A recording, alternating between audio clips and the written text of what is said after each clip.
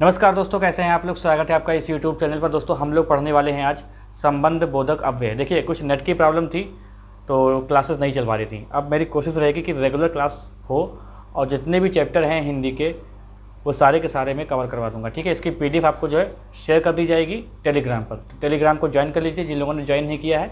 इसी वीडियो के डिस्क्रिप्शन में लिंक है इसका। बाकी चैनल पर जो लोग नए हैं वो कृपया चैनल को सब्सक्राइब कर ले, बेल आइकन दबा दें जिससे वीडियो का नोटिफिकेशन आपको मिलता रहे। दोस्तों हम लोग पढ़ रहे हैं दरअसल अविकारी शब्द। ठीक है, क्या पढ़ रहे हैं हम लोग? अविकारी शब्द पढ़ रहे हैं। इसके 4 भेद होते हैं। कौन कौन से? क्रिया विशेषण होता है एक, ठीक है, फिर संबंध बोधक अव्यय होता है, समुच्चय बोधक अव्यय होता है और विस्मयादि बोधक अव्यय होता है। ठीक है, तो ये 4 पढ़ेंगे दोस्तों। 3 हम लोग आज कवर कर लेंगे। साथ में एक निपात पढ़ना होता है। निपात को भी हम लोग अव्यय शब्द के अविकारी या अव्यय शब्द के अंतर्गत ही रखते हैं। लेकिन आपसे अगर भेद पूछे अविकारी शब्दों के भेद कितने होते हैं तो आपको 4 लगाने हैं। याद रहेगा, विकारी जो लिंग काल वचन कारक के अनुसार जिसका परिवर्तन हो जाता है वो विकारी होते हैं। जो लिंग वचन काल कारक के अनुसार जिसका परिवर्तन नहीं होता है जिन शब्दों का, वो अविकारी होते हैं। अविकारी को ही अव्यय बोलते हैं। ठीक है, तो विकारी शब्द हम लोग अच्छे से पढ़ लिए हैं। बाकी अपने साथियों के साथ वीडियो को शेयर किया करें। ठीक है, संबंध बोधक अव्यय, जैसा कि यहाँ पर लिखा है संबंध, तो मतलब क्या है कि संबंध बताने वाला जो संबंध बताएगा। ठीक है, देखिए बोधक का मतलब होता है बोध कराने वाला। ठीक है, और अव्यय का मतलब यही होता है कि जो लिंग काल वचन कारक के जो अनुसार परिवर्तित नहीं होता है जो शब्द, उसको अव्यय बोलते हैं। तो दोस्तों जैसे कि यहाँ पर एक लिखूँ मैं संबंध बोधक, जैसे कि यहाँ पर लिखूँ मैं संबंध बोधक। ठीक है, संबंध बोधक। और एक में लिखता हूँ समुच्चय बोधक, समुच्चय बोधक। एक में लिखूं विस्मयादि बोधक, विस्मयादि। देखिए इसमें क्या है, संबंध मतलब क्या है? संबंध मतलब क्या है कि संबंध का बोध कराने वाले जो अव्यय होते हैं, ठीक है, या अव्यय पद कह सकते हैं, उसको बोलते हैं संबंध बोधक।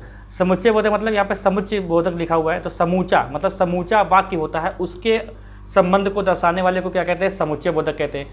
आश्चर्य, ठीक है, आश्चर्य को जताने वाले शब्दों को या अविकारी पद को क्या कहते हैं?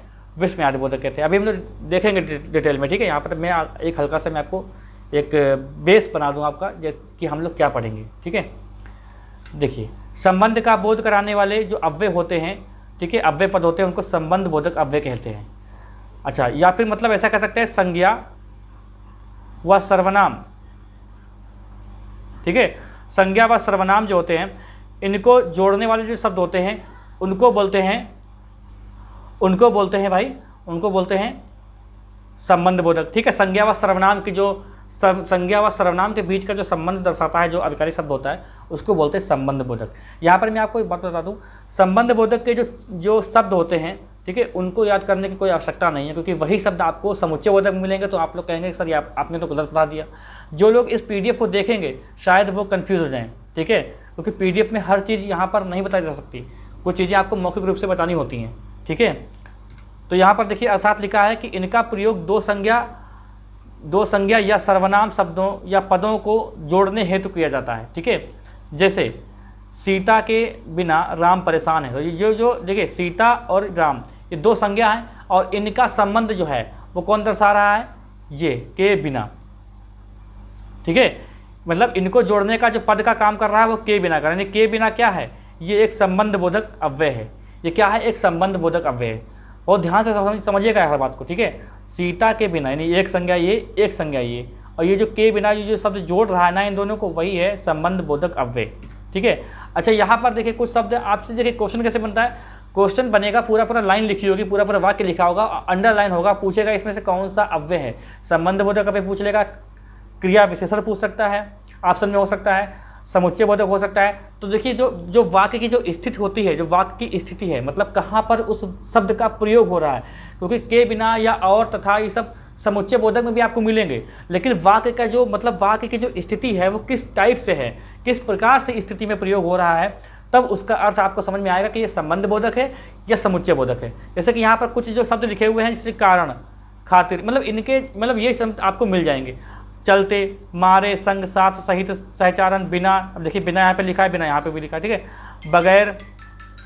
बगैर, अलावा, अतिरिक्त, वास्ते, हेतु, लिए, एवज, आगे पीछे, बिना, बिन। ठीक है, बदले, पलटे, इधर उधर, देखिए यहाँ पर एक बात आपको और कन्फ्यूजन हो रहा होगा, अगर आप ध्यान से पढ़ रहे होंगे, जो क्रिया विशेषण पढ़े हैं, मेरा वीडियो देखे हैं, तो उसमें देखा होगा कि ये इधर उधर जो होता है ये क्रिया विशेषण भी होते हैं। लेकिन आपको एक बात ध्यान रखनी है कि इनका अगर प्रयोग जो होता है वो क्रिया से ठीक पहले होता है तो ये क्रिया विशेषण हो जाते हैं।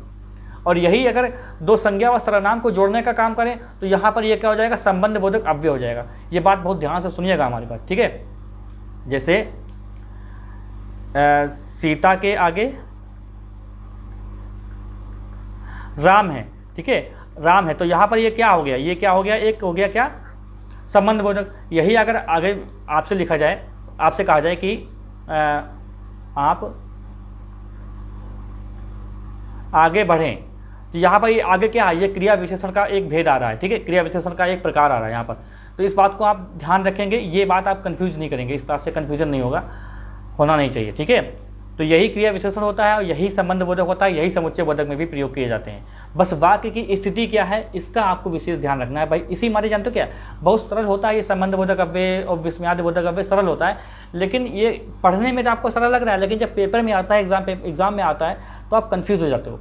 तो यहाँ पर ध्यान रखेंगे, संज्ञा व सर्वनाम के बीच अगर उसको जोड़ रहा है ना कोई शब्द, तो वो संबंध बोधक अव्यय होता है, ठीक है। अब दोस्तों इसके भेद भी होते हैं, तो भेद हमको नहीं पढ़ने हैं। जैसे संबंध बोधक के भेद कितने होते हैं, 8 भी होते हैं, 3 भी होते हैं, तो वो अलग चीज़ है, वो मतलब क्वेश्चन नहीं बनता है उससे, ठीक है।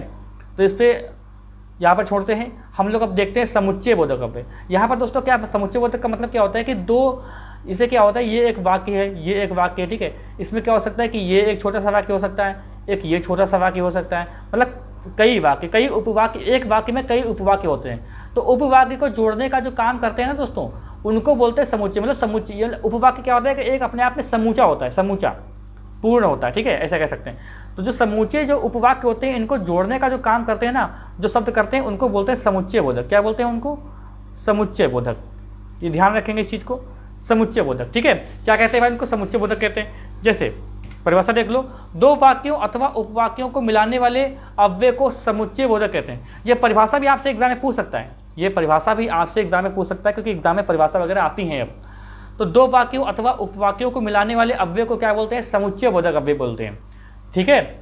जैसे अर्थात समूह का बोध कराने वाले अव्यय पद का समुच्चय बोधक अव्यय कहलाते हैं, ठीक। जैसे अब देखिए इसके दो भेद होते हैं, एक समानाधिकरण, एक व्याधिकरण, समानाधिकरण और व्याधिकरण। इसको संयोजक भी बोलते हैं और इसको विभाजक भी बोलते हैं, ठीक है।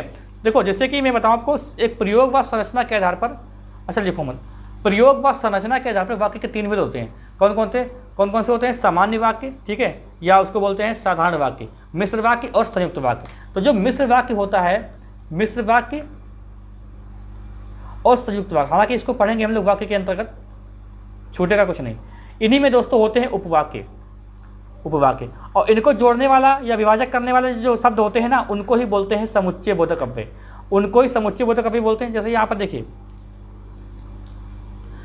संयुक्त वाक्य के योजक होते हैं और इसमें मिश्र वाक्य के योजक होते हैं, ठीक। देखो राहुल खेल रहा है लेकिन सलमान पढ़ रहा है, तो यहाँ पर देखिए ये अपना एक अलग वाक्य है और ये अपना एक अलग वाक्य है दोस्तों, है कि नहीं।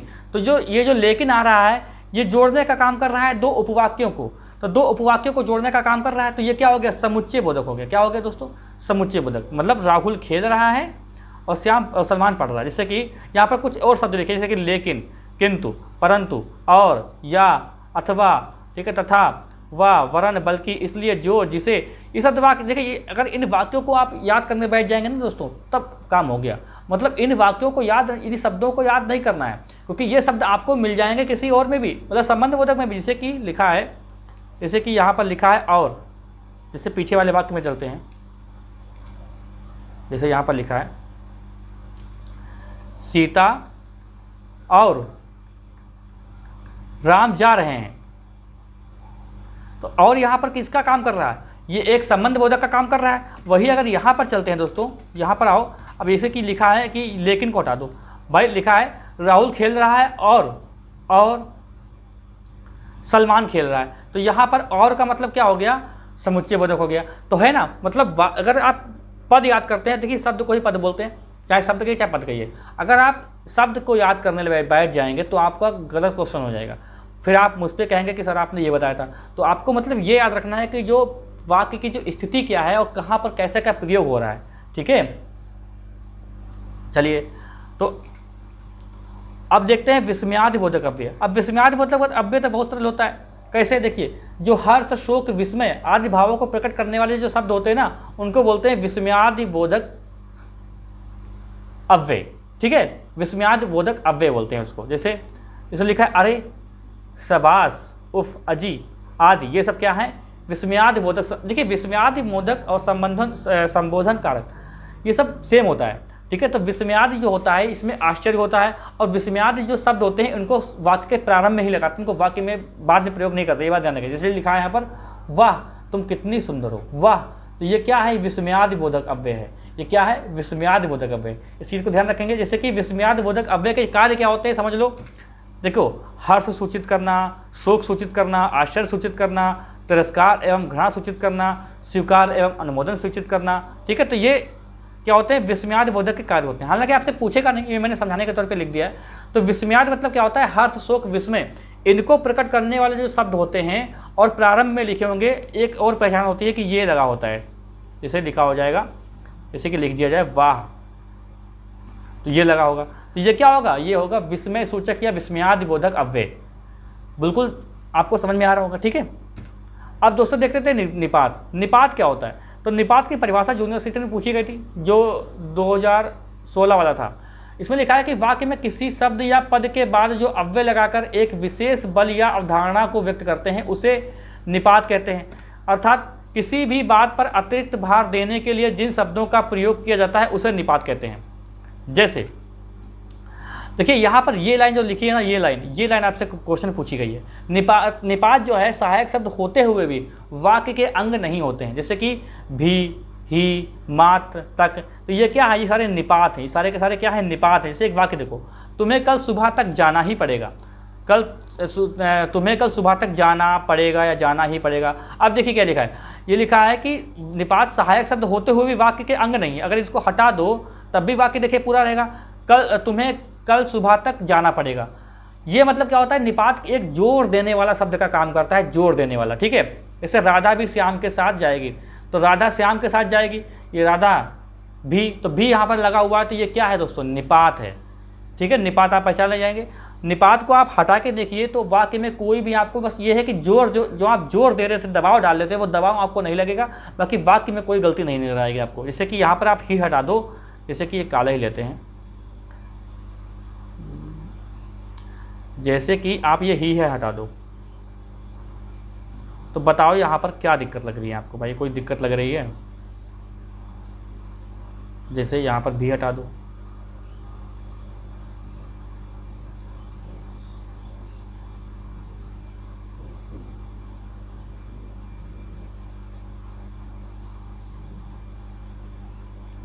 ठीक है। अब बताओ, तुम्हें कल सुबह तक जाना ही होगा। अब बताओ, तुम्हें कल सुबह तक जाना पड़ेगा, तो इसमें क्या गलत लग रहा है, तो राधा श्याम के साथ जाएगी, क्या मतलब, आप जोर देके जो शब्दों का इस्तेमाल करेंगे वो निपात होते हैं। ठीक है। अच्छा, एक बात और है कि मैंने आपको बताया था कि अर्थ के आधार पर जो संबंध बोधक के भेद होते हैं वो 7 8 होते हैं, नहीं 13 होते हैं, 13 याद आ गया अचानक से, वरना देखो लाइव क्लास में सब होता है कि आप लोग कमेंट कर रहे होते तो एक इंटरेक्शन होता है, तो मतलब सीधे सीधे समझ में आता है, लेकिन याद आ गया कि ये भरते भरते थोड़ा सा जब शांत रहा तब याद आया। तो क्या है कि 13 होते हैं, हालांकि ये क्वेश्चन पूछेगा नहीं आपसे। ठीक है, तो ये क्या हो गया, निपात हो गए। यहाँ पर ये बात, ये जो लाइन है ना, इससे सही क्वेश्चन, मतलब सीधे सीधे क्वेश्चन यहीं से पूछा गया है। निपात सहायक शब्द होते हुए भी वाक्य के अंग नहीं होते हैं, सहायक शब्द होते हुए भी वाक्य के अंग नहीं होते हैं। निपात, ये सब ऑप्शन था, तो उसमें निपात सही था। ठीक है, तुम्हें कल सुबह तक जाना ही पड़ेगा या जाना पड़ेगा, तो कोई अंतर नहीं आ रहा, तो ये दोस्तों क्या हो गया, निपात हो गया। ये भी एक अव्यय के अंतर्गत ही मानते हैं। ठीक है, निपात के भेद पूछेगा आपसे, पूछता है 9 होते हैं। देखिए, सकारात्मक होता है, नकारात्मक होता है, निषेधात्मक होता है, प्रश्नवाचक होता है, विस्मय बोधक होता है, बल प्रदायक होता है, तुलना बोधक होता है, अवधारणा बोधक होता है, आदर्श बोधक होता है। ठीक है, तो ये आप चाहो तो इसका नोट कर लो, बाकी इतना डिटेल में आपसे नहीं पूछेगा, बस आपसे ये पूछ लेगा निपात के भेद कितने होते हैं, 9 होते हैं। ठीक है, तो क्लास बहुत लंबी नहीं हुई, छोटा सा क्लास रही है, लेकिन इतना बड़ा टॉपिक था भी नहीं जिसमें मैं बहुत लंबा खींचूँ। ठीक है, तो नेक्स्ट क्लास में हम लोग पढ़ने वाले हैं काल पढ़ेंगे हम लोग। ठीक है, चैनल पर जो लोग नए हैं वो कृपया सब्सक्राइब कर लें, बेल आइकन दबा दें, जिससे वीडियो का नोटिफिकेशन आपको मिलता रहे। मैं आशा करता हूँ कि आपको क्लास समझ में आई होगी, और लाइव टेस्ट में जुड़िए, अपने साथियों को भी लाइए, कोई डाउट हो किसी चीज़ पे लेके, किसी चीज़ को लेके, तो आप लोग कमेंट करें, मैं उसका रिप्लाई करूँगा, नहीं तो उसको अगली वीडियो में अच्छे से डिस्कस कर लूँगा। ठीक है, वीडियो को लाइक कर दें, अच्छे से कमेंट छोड़ दें। मिलते हैं हम लोग नेक्स्ट क्लास में।